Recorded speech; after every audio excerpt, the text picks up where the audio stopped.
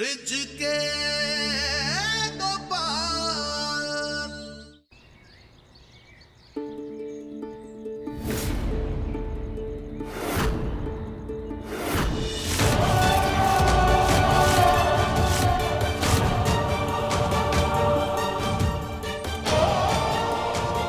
कान्हा, यहाँ आइए, हमारे पास बैठिए।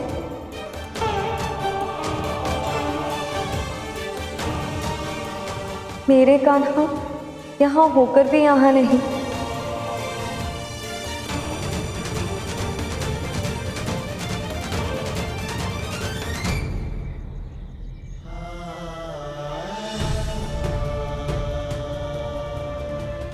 राधे,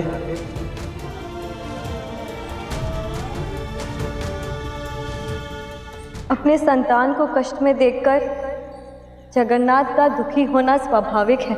हे महेंद्र इंद्र के स्वामी, आप तो अकाल को पलक झपकते ही मिटा सकते हैं। जगन्नाथ हूं, असंभव तो कुछ भी नहीं है मेरे, पर अपार शक्ति है तो अपार दायित्व भी है मेरे। तो जैसा चुनाव करता है वो मुझसे वही पाता है। और ब्रिजवासियों के पास भी दो रास्ते, धर्म या अधर्म। अब उन्हें मेरी सहायता मिलेगी या नहीं, ये तो उनके चुनाव पर ही निर्भर करता है।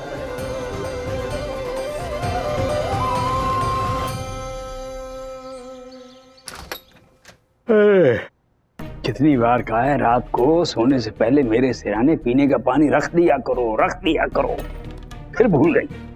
बस मोय का जानू करती रहती है।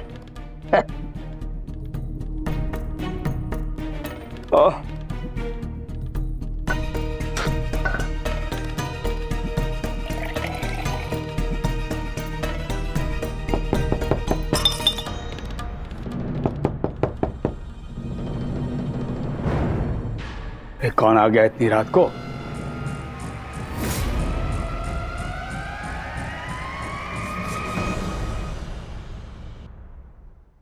पानी कैसे सूख गया?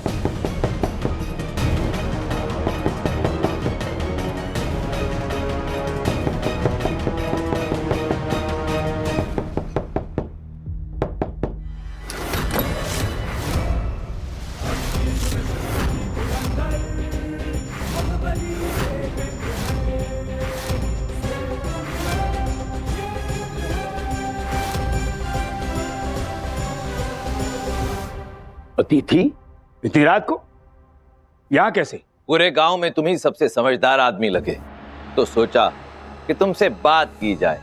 ऐसी कौन सी बात है जो इतनी रात को करने चले आए? समझदार आदमी हो गया अंधर। इस लोटे से गिरे पानी की हालत देखो और समझो। गांव में अकाल पड़ने वाला है।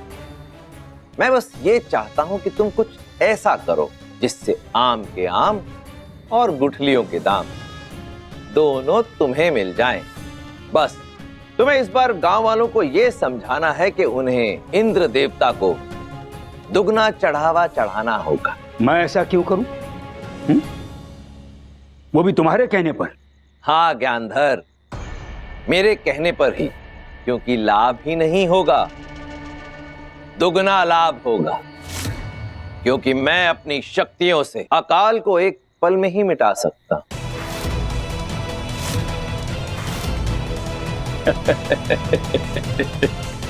मैं तुम्हारी बात पे विश्वास क्यों करूं? मोय का जानू अतिथि, इतनी रात गए पूरे गांव में एक स्वामी ही मिले मूर्ख बनाने को। इस प्रकार से मिलने वाले लाभ को कोई मूर्ख ही ठुकराता है ज्ञानधर। और मैं जानता हूं कि तुम मूर्ख नहीं हो। चलो एक काम करो, तुम मुझे मेरा हिस्सा तब देना जब अकाल के बाद मैं पहली वर्षा कर पाऊं।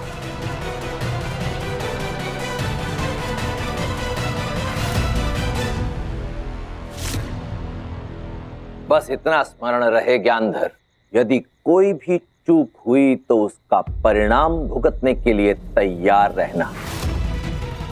क्योंकि मैं किसी भी भूल के लिए किसी को भी कभी क्षमा नहीं करता।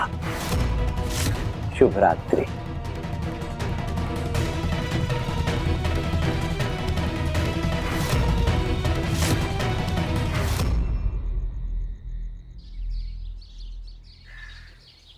पानी की एक बूंद भी नहीं है। सूर्यदेव भी मानो जैसे अग्नि वर्षा कर रहे हैं। पानी नहीं है तो हम जिएंगे कैसे?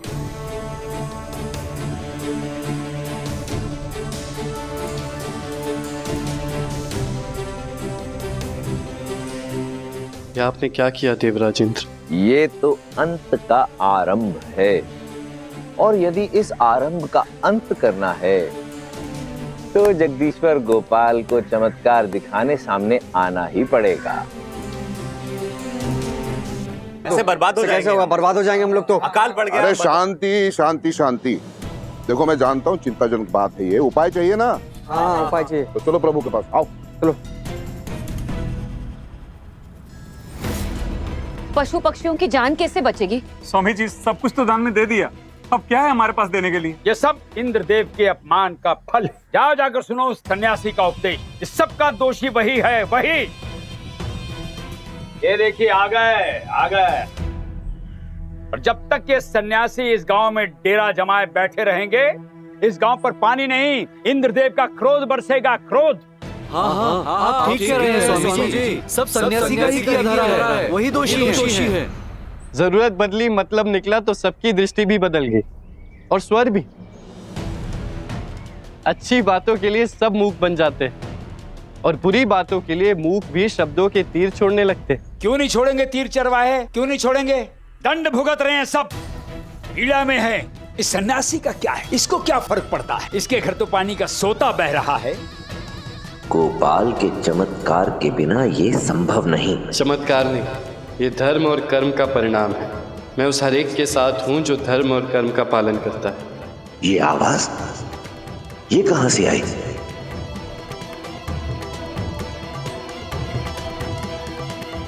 स्वामी जी छोड़िए ना सबको, आप ही बताइए, कोई तो उपाय होगा इस संकट से उबरने का।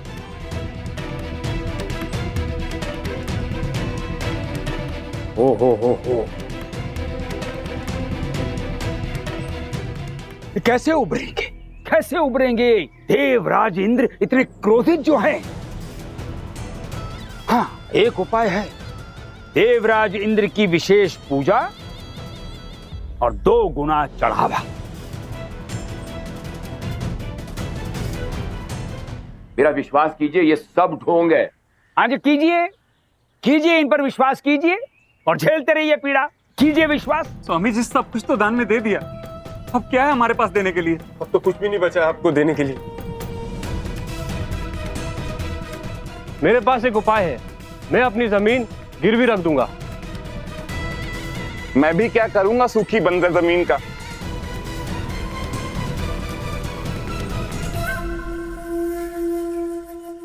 इतने बड़े साहूकार बने फिरते हो, सहायता करो। एक कम ब्याज पर धन देकर गांव वालों की सहायता करो। देखिए नुकसान तो मेरा भी होगा, लेकिन गांव के भलाई के लिए ये नुकसान सहने के लिए तैयार हूं मैं। तो फिर ठीक है, चढ़ावे के साथ आप सब गांव के कुएं पर जमा हो जाओ, वहीं पर मिलते हैं।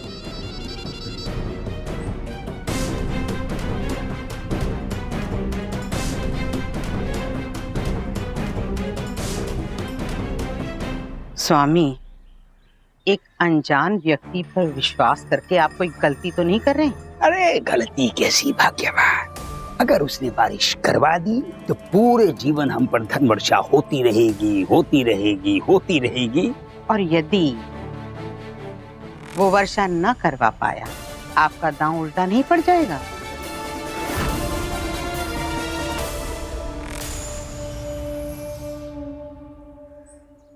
गोपाला, पहले सूखा, अब घर जाने की बारी है। बिना सामने आए आप कैसे रोकेंगे ये सब?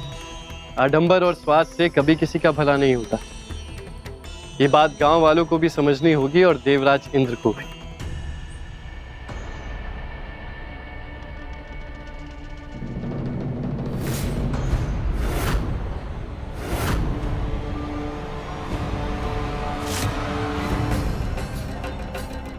केवल चमत्कार का वादा करते हो या चमत्कार बमत्कार करवा भी सकते हो? सोच लो, नहीं तो ये जो हैं ये सोचने लायक नहीं छोड़ेंगे।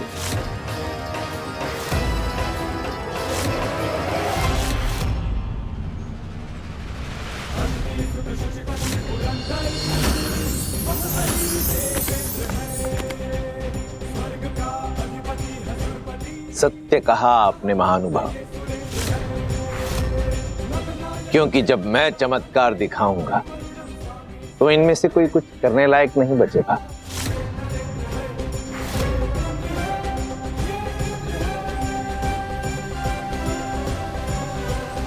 अरे प्रभु, एक ही काफी नहीं था जो दूसरा भी आ गया है, इससे भी सावधान रहना होगा। जैसे लोहा लोहे को काटता है वैसे ही इसका चमत्कार उस चैतन्य के चमत्कार को काटेगा।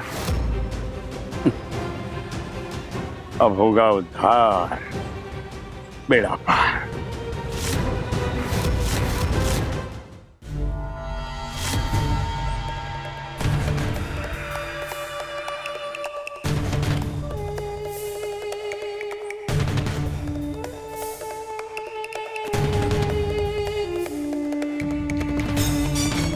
अब पूरा गांव हमारा होने से कोई नहीं रोक सकता गिन गिन कर।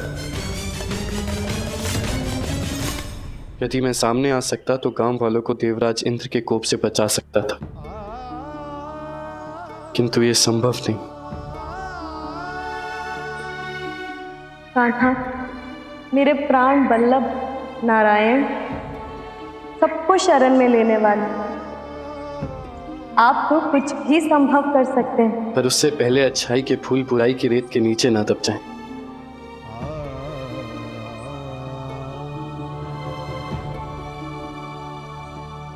देवराज इंद्र की जय। देवराज इंद्र की जय। आंखें बंद करके भक्ति और श्रद्धा से चढ़ावा चढ़ाएं।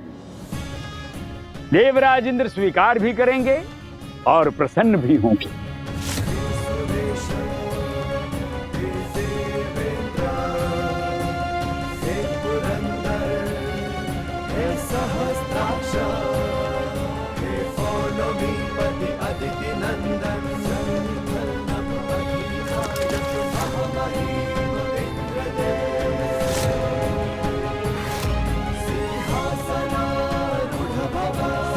इस गांव में प्रभु श्री कृष्ण को तो नहीं पा सका, परंतु इन गांव वालों का विश्वास अवश्य पा लूंगा।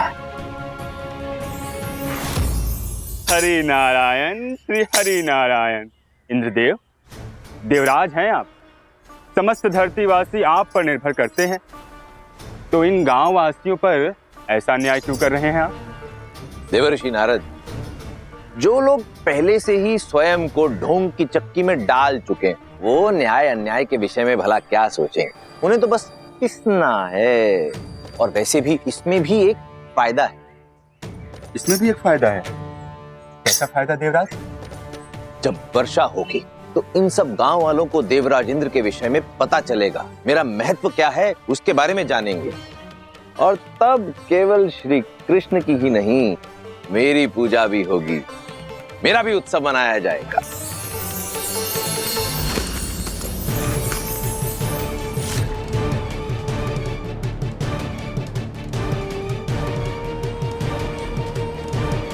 हरि नारायण श्री हरि नारायण। अभी भी समय है इंद्रदेव, संभल जाएगी। कहीं मान और प्रतिष्ठा के फेर में आप वो भी न खो दें जो अभी आपके पास है, क्योंकि अति का तो कोई अंत नहीं।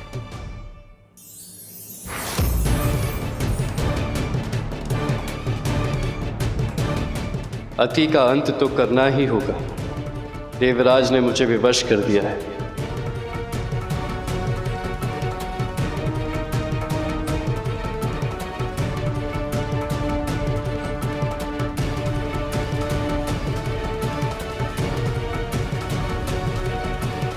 कुछ तो घुमड़ रहा है कान्हा के मन में।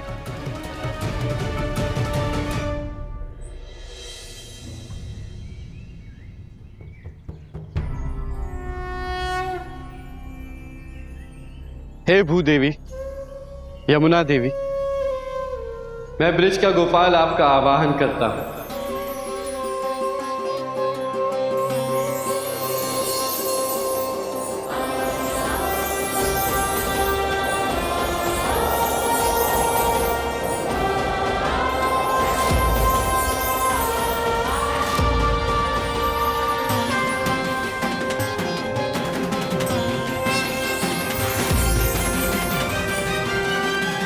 प्रणाम प्रभु।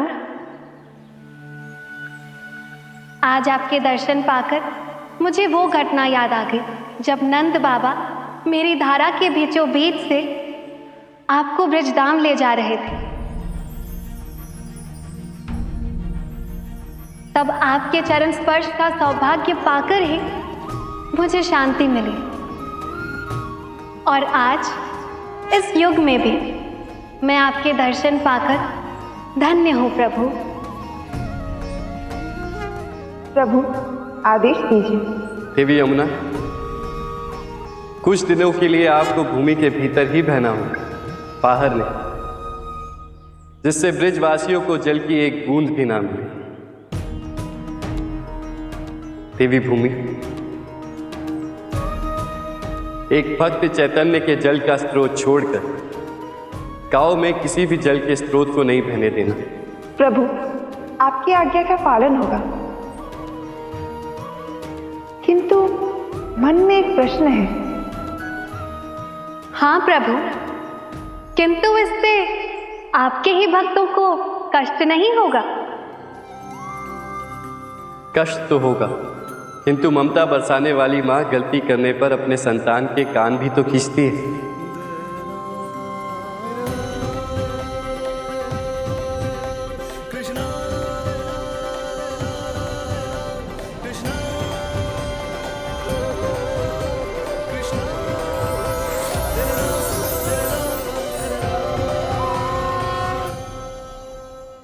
चलिए, पूजा संपन्न हुई, देवराज इंद्र प्रसन्न हुए।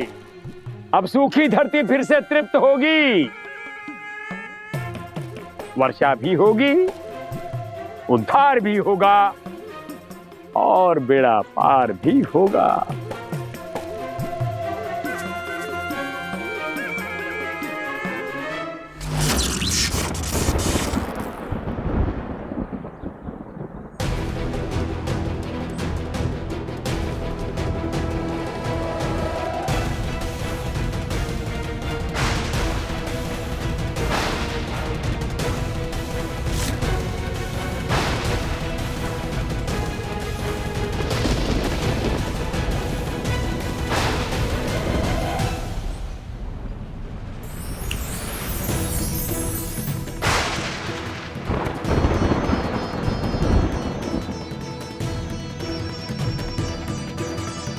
अरे ये कैसा भ्रम था?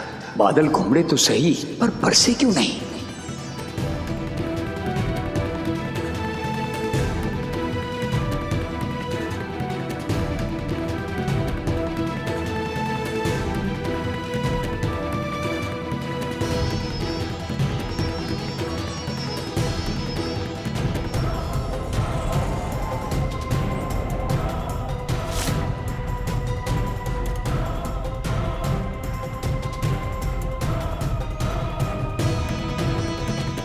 देवराज इंद्र, शक्तियां अपने अहंकार को संतुष्ट करने के लिए नहीं, जन कल्याण के लिए दी जाती है, और जो ऐसा नहीं करते उनकी शक्तियां व्यर्थ भी होती हैं और उनसे दूर भी चली जाती है।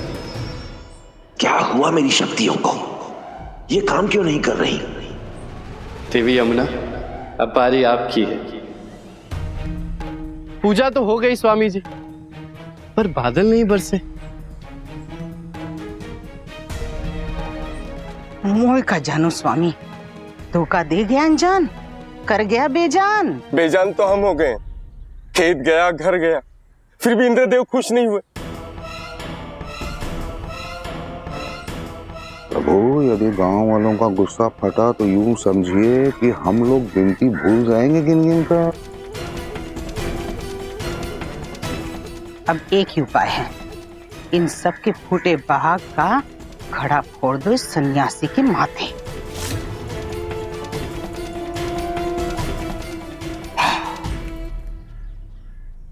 स्वर्गाधिपति देवराज इंद्र की जय जय जय। मिला मिला मिला मुझे देवराज इंद्र का संदेश मिला। वो कह रहे हैं कि उनके क्रोध की अग्नि इस सन्यासी पर से अभी तक शांत नहीं हुई, तो वो वर्षा कैसे बरसाएंगे? किंतु जल की धारा चैतन्य जी के यहाँ तो बह रही है। लगता है ये संदेश देवता नहीं दानव दे रहे हैं स्वामी जी को। मोई तो बस इतना जानू भैया कि ये सब इस सन्यासी का किया धरा है। बेचारे निर्दोष गांव वाले क्यों भुगते हैं? गांव वालों, निकाल बाहर करो सन्यासी को यहाँ से। अरे होगा क्या, हम सब मरेंगे। सब क्यों मरेंगे? यमुना जी का पानी पूरी तरह सूख चुका है। सत्यानाश हो गया, सत्यानाश हो गया। आखिरी उम्मीद भी गई। नहीं, उम्मीद है। जल चैतन्य जी से ले लीजिए और इंद्रदेव के क्रोध को और भड़का लें। अगर इस सन्यासी से जल लिया, याद रहे अकाल पड़ने से पहले हम सबकी अकाल मृत्यु हो जाएगी। और अगर अकाल से बचना है तो इस सन्यासी को गांव से बाहर जाना ही होगा।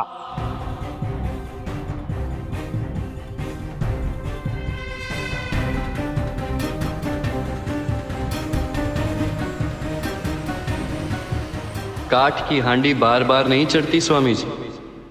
छल कपट का भेद कभी ना कभी तो खुल ही जाता है।